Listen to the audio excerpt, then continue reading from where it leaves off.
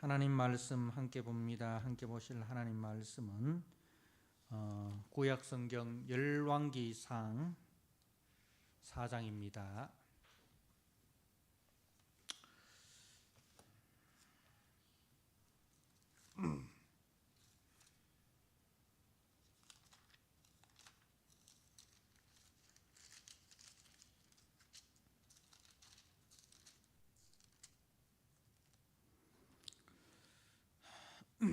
열왕기상 4장 1절에서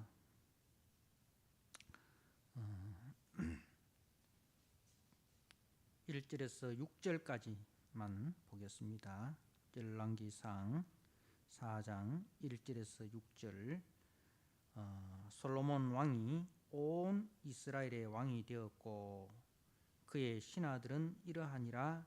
사독의 아들 아사리아는 제사장이요 시사의 아들 엘리호렙과 아히야는 서기관이요 아힐루스의 아들 여호사밧은 사관이요 요야다의 아들 분하야는 군사령관이요 사독과 아비아달은 제사장이요 나단의 아들 아사리아는 지방관장의 두령이요 나단의 아들 사붓은 제사장이니 왕의 벗이요 아히살은 국내 대신이요 압다의 아들 아도니람은 노동 감독관이더라. 아멘. 오늘 특별히 1절에 있는 말씀, 솔로몬이 온 이스라엘의 왕이 되었다라는 이 부분을 가지고 말씀을 좀 더 우리가 깊이 나누도록 하겠습니다. 오늘 이 4장은 이제 평강의 왕, 솔로몬이라는 뜻이 샬롬이라는 뜻이라는 거 아시죠? 예, 바로 솔로몬은 평강의 왕입니다. 평강의 왕, 그 솔로몬의 영화의 극치를 보여주고 있습니다. 오늘 25절에 보면 이제 솔로몬 시대를 이렇게 표현을 합니다. 솔로몬이 사는 동안에 유다와 이스라엘이 단에서부터 브엘세바에 이르기까지 각기 포도나무 아래와 무화과 나무 아래에서 평안히 살았더라. 예. 이제 이 솔로몬이 사는 동안에 유다와 이스라엘, 그 유다는 남쪽을 이야기하고 이스라엘은 북쪽을 이야기하잖아요. 근데 단에서부터 브엘세바까지, 이는 단은 이스라엘의 제일 북쪽이고 브엘세바는 이스라엘의 제일 남쪽. 그러니까 이제 이스라엘의 저 북쪽에서부터 저 남쪽에 이르기까지 이제 그리고 각기 포도나무 아래와 무화과 나무 아래에서 평안히 살았더라라고 이렇게 말씀을 하고 있습니다. 이 포도나무와 무화과 나무 아래에서 평안히 살았다는 것은 이제 성경 전체 문맥을 통하여 볼 때 이것은 메시아 왕국을 예표하는 표현입니다. 메시아의 시대가 도래할 때에 이런 이제 현상이 나타난다는 그런 말씀인데요. 우리가 미가서 4장 3절에서 4절 말씀을 제가 한번 읽어드립니다. 미가서, 구약성경 미가서 4장입니다.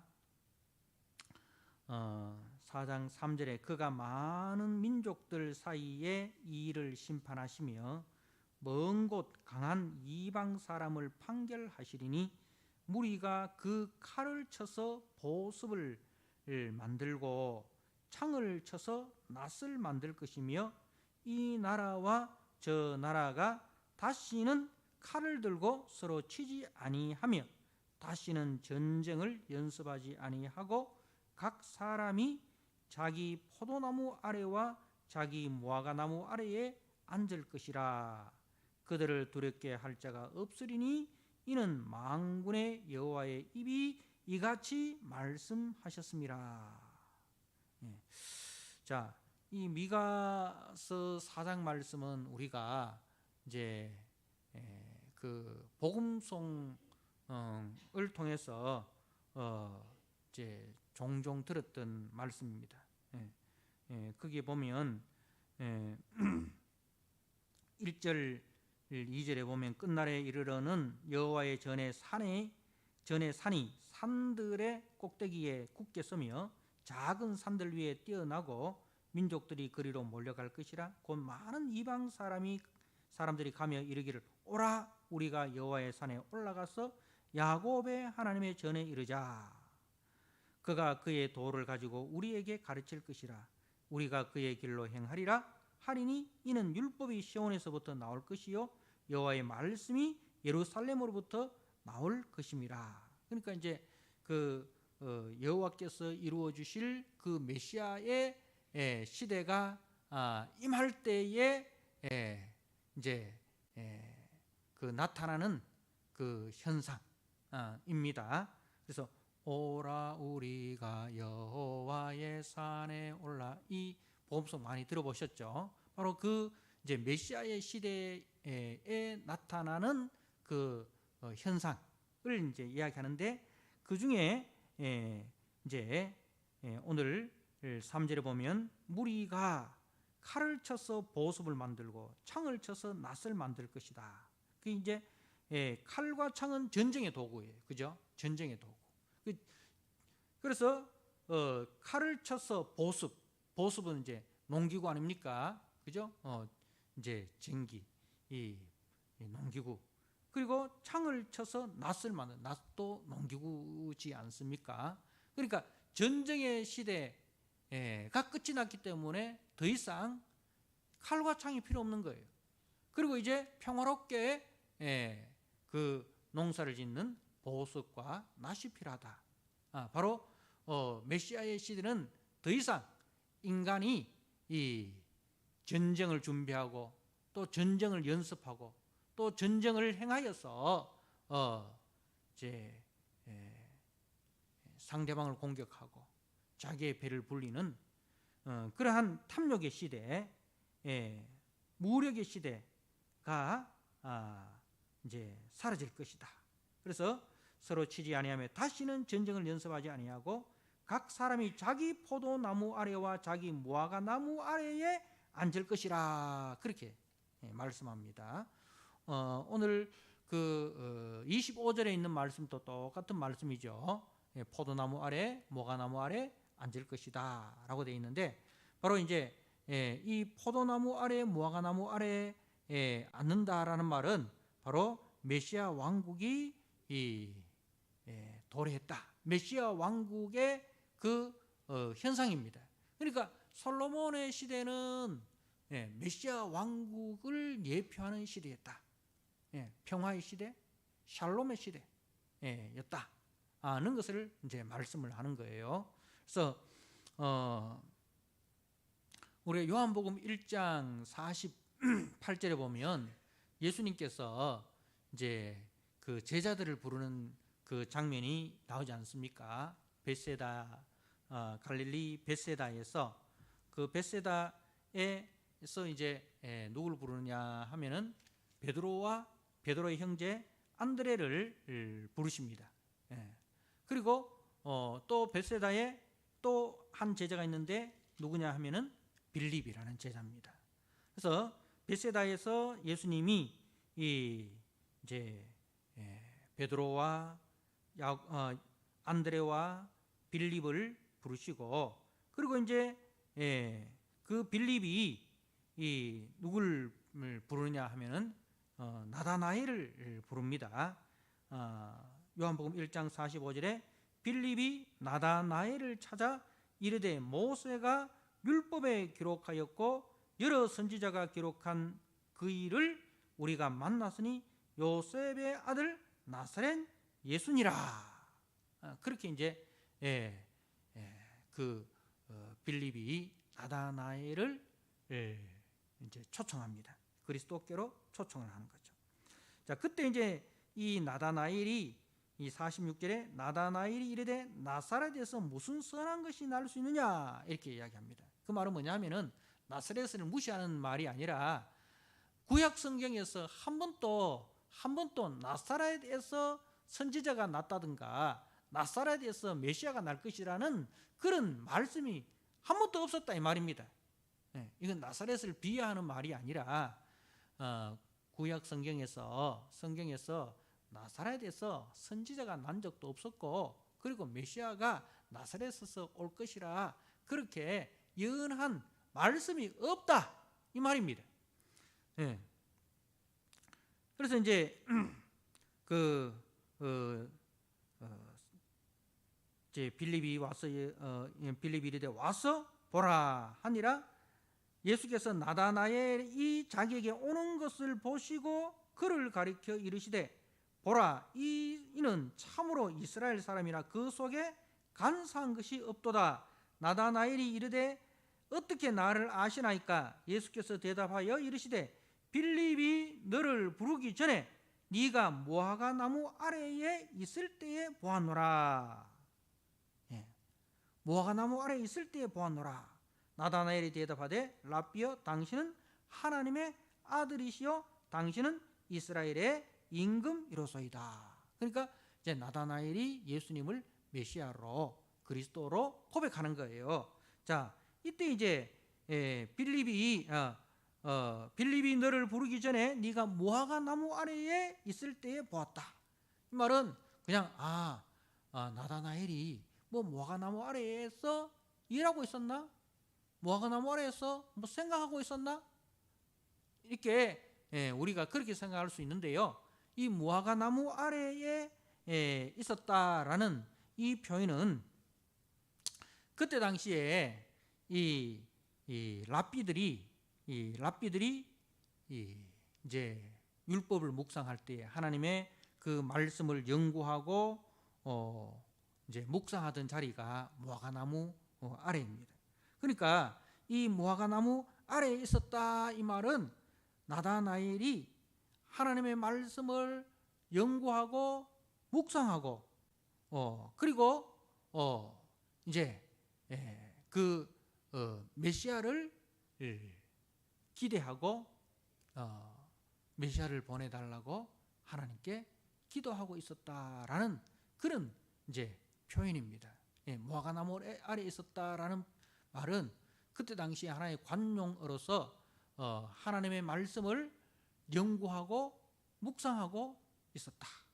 그래서 하나님께서 약속하신 그 메시아를 기대하고 하나님께서 메시아를 보내주실 것을 기도하고 있었다.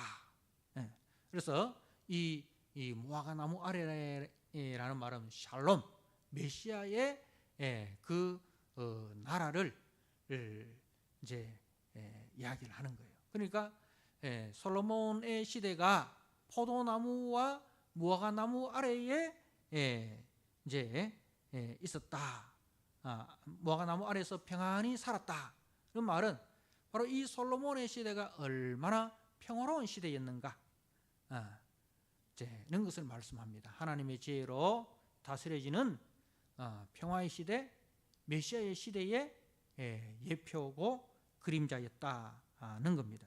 그래서 이제 다윗이 이 솔로몬을 낳을 때 성경은 이렇게 기록을 합니다. 아들을 낳음에 그 이름을 솔로몬이라 하니라. 솔로몬은 이제 평강, 샬롬이라는 뜻이죠. 그러니까 하나님은 이미 다윗의 뒤를 이을 왕으로 솔로몬을 내정하셨다는 것입니다. 그래서 이제 다윗은 전쟁의 시대잖아요. 다윗은 전쟁의 시대고, 그리고 이제 전쟁의 시대가 끝이 나고 샬롬의 시대, 평화의 시대가 도래했다. 그래서 솔로몬의 시대는 평화의 시대, 그리스도의 시대를 예표하는 그림자다는 겁니다. 자, 그래서 솔로몬은 온 이스라엘의 왕이었다는 것을 강조를 합니다. 이게 우리가 그냥 솔로몬은 통일 이스라엘의 왕이었구나, 이런 정도의 이야기가 아닙니다. 이 온 이스라엘의 왕이라는 이 말은 그 이상의 말입니다.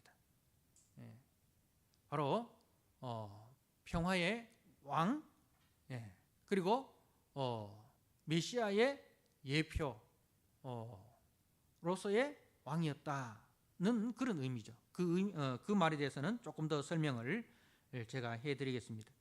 그러니까 이제 솔로몬은 아버지 다윗이 이제 성실과 공의와 정직한 마음으로 주와 함께 행함으로 주께서 큰 은혜를 베푸심으로 이룬 나라를 이제 물려받았습니다. 우리 앞에서 이제 솔로몬이 하나님 앞에 그렇게 감사의 기도를 하지 않습니까? 우리 아버지 다윗이 하나님 앞에서 성실과 공의와 정직한 마음으로 주님과 함께 하셨으므로 주님께서 큰 은혜를 베푸셔서 이 나라를 이루셨습니다. 그렇게 이제 하나님께 감사를 드립니다. 그런데 자신은 어립니다.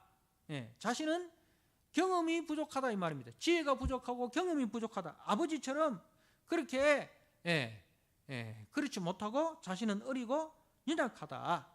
그래서 자기의 그 어리고 연약함을 알죠. 그게 뭐예요? 겸손입니다.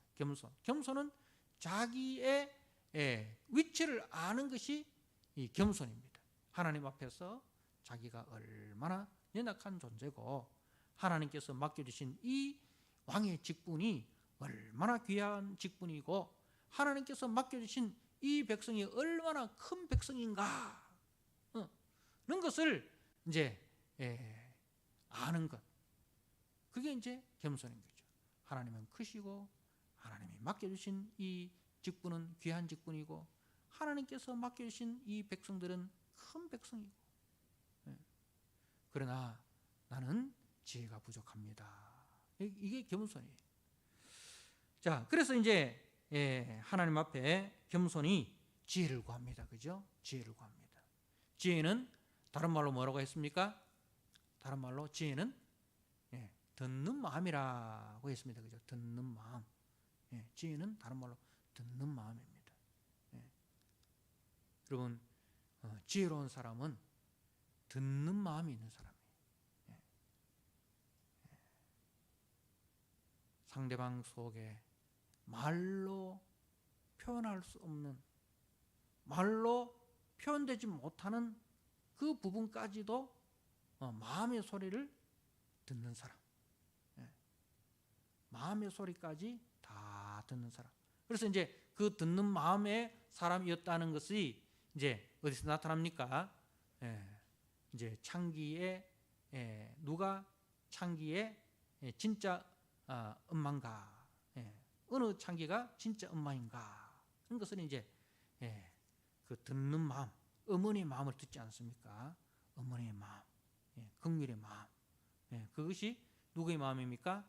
참 어머니의 마음, 참 하나님의 마음. 그것은 자녀에 대해서 긍휼히 여기는 마음, 생명을 귀하게 여기고 그 생명을 긍휼히 여기는 마음, 그것이 우리 하나님의 마음이고 그게 이제 참 어머니의 마음이다. 자, 그래서 이제 다윗 솔로몬은 그야말로 하나님의 대리자로 통치를 하였습니다. 하나님의 마음을 듣고 백성의 마음을 듣고, 그죠? 그렇게 통치하는 거예요. 그게 뭐예요? 하나님을 대리하여 통치하는 거예요. 그러니까 뭐가 됩니까? 평화가 오는 거죠. 분쟁과 갈등이 사라지고 평화가 오는 겁니다. 자, 그래서 솔로몬 시대는 이스라엘 역사상 최고의 전성기를 누렸습니다. 자, 그렇지만은요, 이제 그 솔로몬이 하나님의 말씀을 떠나 가지고 이방 우상을 따라 행하면서 이제 백성들에게 강조 노역을 시키고 과도한 세금을 징수하여 자신의 그 영광을 추구할 때에 어떤 현상이 일어납니까? 그가 죽고 나자 그의 왕국이 둘로 나눠져 버립니다. 그죠? 그의 아들 르호보암 때에 남쪽과 북쪽으로 나눠져 버립니다. 그래서 온 이스라엘의 솔로몬이 온 이스라엘의 왕이 되었고라는 말은 뭐예요? 솔로몬이 하나님의 그 대리자로서 하나님이 주신 그 직분을 충성되게 잘 감당하였다. 그래서 백성들이 평안한 그 시대를 살았다는 말이에요. 근데 이제 조금 전에도 말씀했던 것처럼 솔로몬이 하나님의 말씀을 떠나서 이방 나라와 가까이 하고 애국과 가까이 하고 이방 여인들과 가까이 하고 그렇게 해서 그들을 위해서 뭐 큰 궁궐을 또 지어야 되고 건축 사업을 해야 되고 하다 보니까 강제 노역을 하게 되고 과도한 세금을 매기게 되고 자기의 하나님의 말씀을 떠나서 자기의 부와 자기의 영광을 추구할 때에 어떻게 됩니까? 나라가 둘로 나누어지는 것이죠. 그런데 이제 선지자 에스겔은 메시아의 시대에 이 둘로 나누어진 그 유다와 이스라엘이 하나가 될 것을 이제 말씀하고 있어요. 메시아의 시대는 더 이상 유다와 이스라엘이 남쪽과 북쪽이 나누어져서 갈등하고 분열하고 다투고 전쟁하는 그런 시대가 아니다. 메시아의 시대가 되면 그 분열되었던 남쪽과 북쪽이 합하여질 것이다. 하나 될 것이다. 그때 누가 등장합니까? 다윗이 등장하는 거죠. 다윗이 저들의 왕과 목자가 되어 주의 말씀과 율례를 지키고 하나님과 화평의 언약을 세워 다시 둘이 합하여 하나가 될 것을 약속을 합니다. 그래서 온 이스라엘의 왕이 되었다는 것은 다시 말씀하지만은 무슨 시대? 메시아의 시대에 예표했다는 거예요. 자, 우리가 에스겔 37장 말씀을 한번 보시기 바랍니다. 구약 성경 에스겔 37장 메시아의 시대에 대해서 약속하시는 말씀인데요. 에스겔 37장 15절 말씀입니다. 제가 한번 읽어드립니다. 37장 15절 여호와의 말씀이 또 내게 임하여 이르시되 인자야 너는 막대기 하나를 가져다가 그 위에 유다와 그 짝 이스라엘 자손이라 쓰고, 그죠? 유다와 이스라엘. 지금 에스겔 시대는 이미 북쪽 이스라엘은 망했습니다. 그리고 남쪽 유다도 망하여 바벨론 포로로 잡혀가고 있어요. 그 바벨론 포로로 잡혀가는 그 무리 중에 에스겔 선지자도 포함이 되어 있습니다. 근데 그 에스겔이 환상 가운데 바로 메시아의 시대가 도래할 때에 일어나는 그 역사를 봅니다. 유다와 그 짝 이스라엘이라 쓰라. 그리고 또 다른 막대기 하나를 가지고 그 위에 에브라임의 막대기 곧 요셉과 그 짝 이스라엘 온 족속이라 쓰고. 에브라임은 북이스라엘의 대표 지파예요. 자, 그 막대기들을 서로 합하여 하나가 되게 하라. 뭐요? 그 막대기에 유다와 그의 짝 이스라엘은 누구예요? 에브라임, 그죠? 요셉의 그 아들 에브라임. 근데 이것이 이제 지금은 둘로 나눠져 있잖아요. 그런데 그 막대기들이 서로 합하여 하나가 되게 하라. 네 손에서 둘이 하나가 되리라. 네 민족이 네게 말하여 이르기를 이것이 무슨 뜻인지 우리에게 말하지 아니하겠느냐 하거든 너는 곧 이르기를 주 여호와께서 이같이 말씀하시기를 내가 에브라임의 손에 있는 바 요셉과 그 짝 이스라엘 지파의 막대기를 가져다가 유다 막대기에 붙여서 한 막대기가 되게 한즉 내 손에서 하나가 되리라 하셨다 하고. 그러니까 백성이 이게 무슨 뜻이뇨 물으면 바로 이렇게 설명해 주라는 거죠.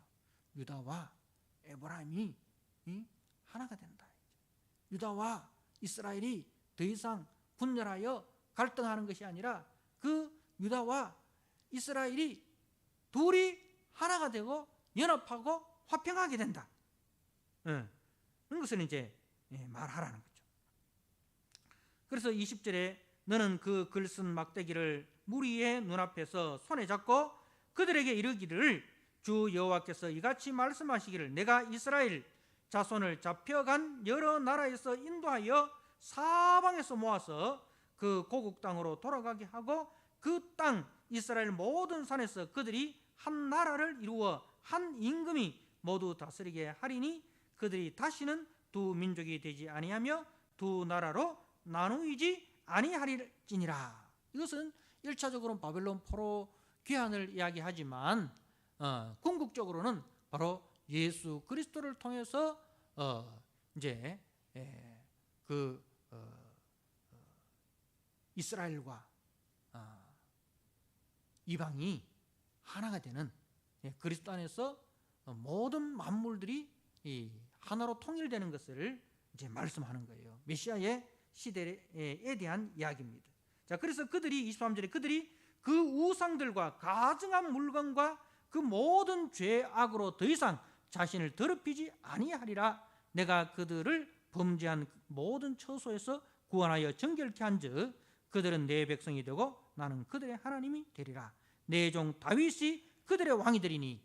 여러분, 이때는 벌써 다윗이 죽은 지 오래됐어요. 그죠? 죽은 지 오래되었습니다.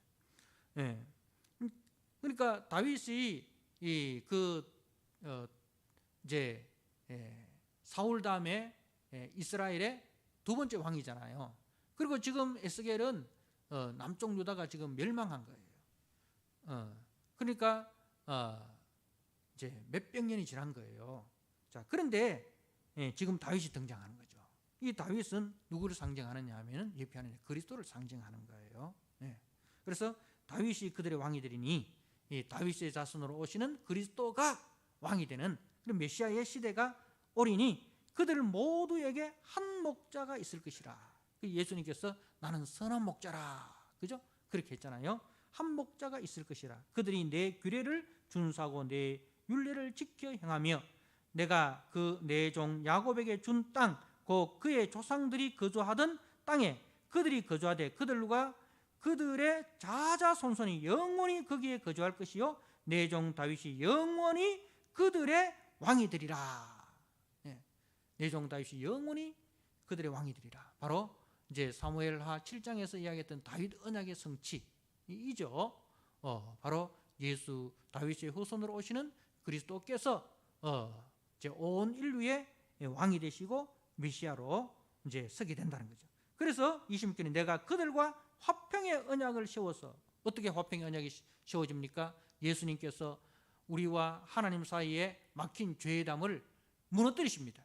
친히 자신이 대속제물이 되어 주셔서, 그죠? 그래서 이제는 하나님과 우리가 원수가 아니고 하나님과 우리가 하나님을 아빠 아버지라 부르는 하나님과 화평한 관계가 되는 거죠. 화평 언약을 세워 영원한 언약이 되게 하고 또 그들을 경고하고 번성하게 하며 내 성소를 그 가운데 세워서 영원히 이르게 하리니 내 처소가 그들 가운데 있을 것이며 나는 그들의 하나님이 되고 그들은 내 백성이 되리라. 내 성소가 영원토록 그들 가운데 있으리니 내가 이스라엘을 거룩하게 하는 여호와인 줄 열국이 알리라 하셨다 하라. 여러분, 그래서 바로 이 메시아의 특징이 뭐예요? 하나 되는 거예요.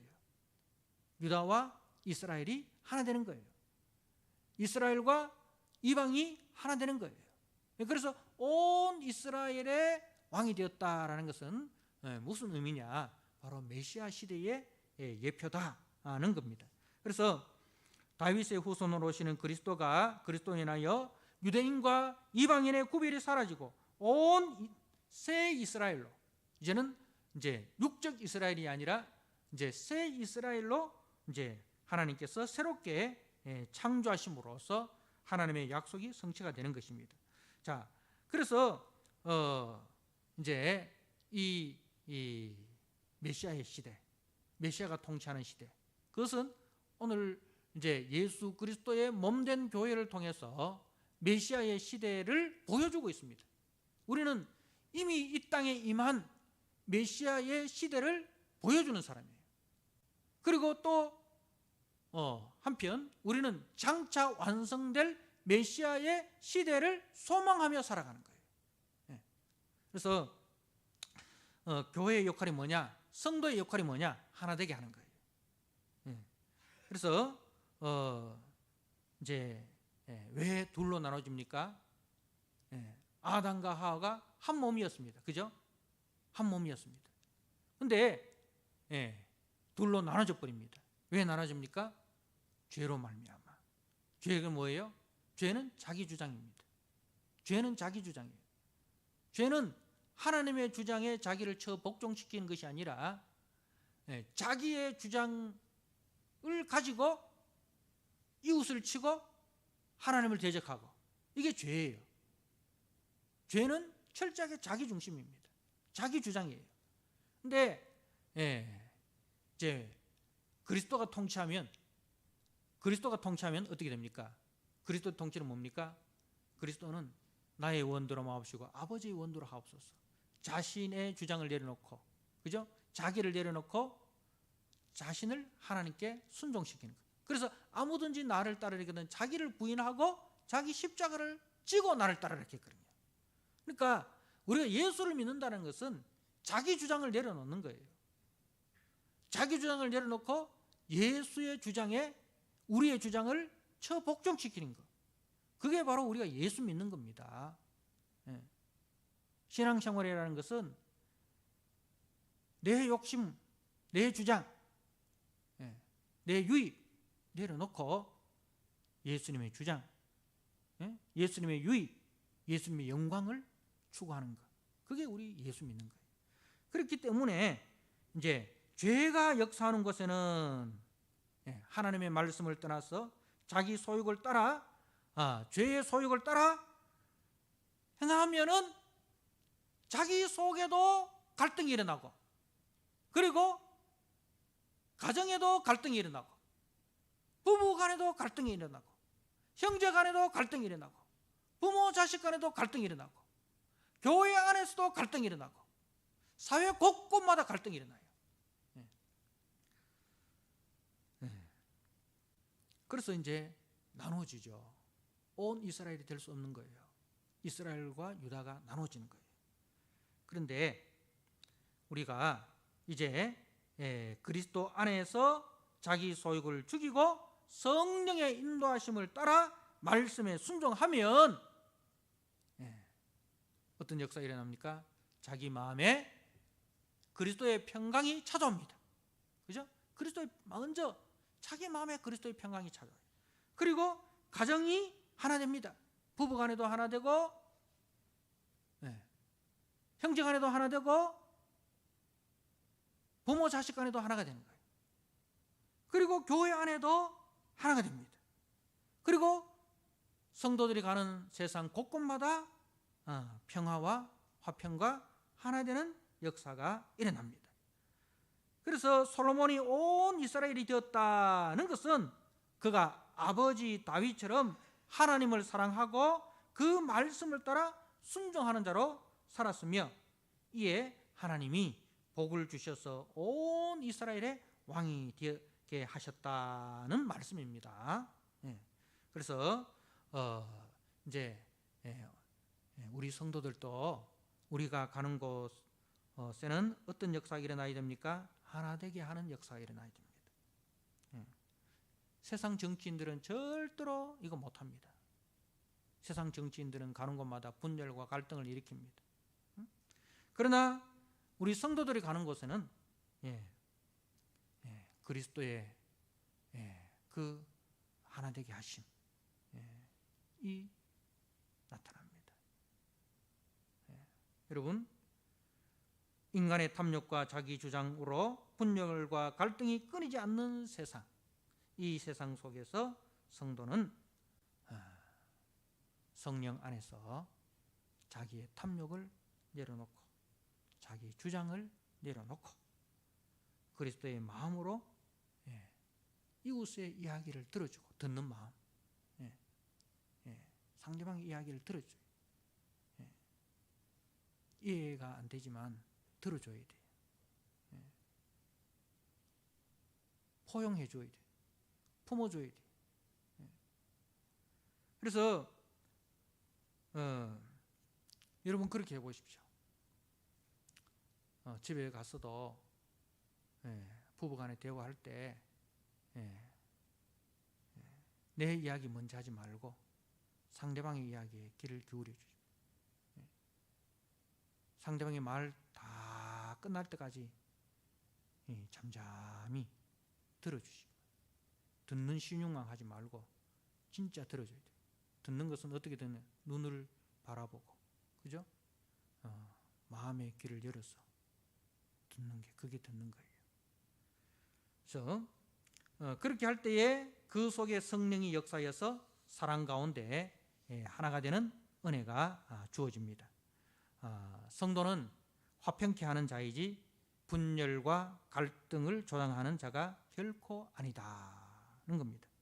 솔로몬이 하나님이 주신 지혜로 왕의 직무에 충실할 때 왕의 지위와 명성과 명예를 유지하며 자기 왕으로서의 그 명성, 왕으로서의 그 명예, 왕으로서의 그 지위 다 유지가 되는 거예요. 그리고 또 하나님께 영광이 되고요. 그리고 땅의 백성들에게는 평화가 주어지게 되는 것입니다. 이처럼 우리 성도들도 하나님의 성령의 인도하심을 따라 말씀에 순종하여 자신의 자리에서 그 말씀을 따라 충성을 다 할 때 자신에게는 뭐가 주어집니까? 하나님의 사람이다 라는 명성이 주어져요. 모세를 뭐라고 부릅니까? 모세는 하나님의 사람이었어요. 모세를 하나님의 사람으로 불렀어요. 그리고 바울이 디모데를 너 하나님의 사람아 그렇게 불렀어요. 여러분, 우리 성도들이 가장 영광스러운 말이 뭐예요? 야, 너는 하나님의 사람이다. 너는 예수의 사람이다. 너는 진짜 하나님의 사람이다. 너를 보니 진짜 예수 믿는 사람이다. 이 말 듣는 것이, 그것이 우리 최고의 영광입니다. 최고의 명예예요. 여러분, 우리가 어디 갔든지 야, 정말 너는 하나님의 사람이다. 오늘 요한복음 1장에 예수님께서 나다나엘을 보고 뭐라고 했습니까? 너는 참 이스라엘이다. 네 속에 간사한 것이 없다. 그죠? 그렇게 이야기했잖아요. 그처럼 우리도 그런 말을 해요. 야곱은 간사한 자였어요. 속이는 자였어요. 그 간사하고 속이는 그것, 하나님께서 그 속에, 야곱 속에 있는 그 간사하고 속이는 그거 빼내려고 야곱을 엄청나게 훈련시켰어요. 엄청나게 훈련시켰어요. 마침내 야복강가에서 이제 하나님께서 그 야곱의 환도뼈를 칩니다.